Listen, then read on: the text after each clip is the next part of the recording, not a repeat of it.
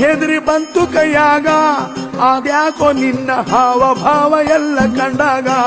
ಮಾದೇವ ನಿನ್ನ ಭೇಟಿ ಮಾಡೋದೆಂಗೆ ಇವಾಗ ಯಾವ ತರ ಧೈರ್ಯ ಮಾಡೋದು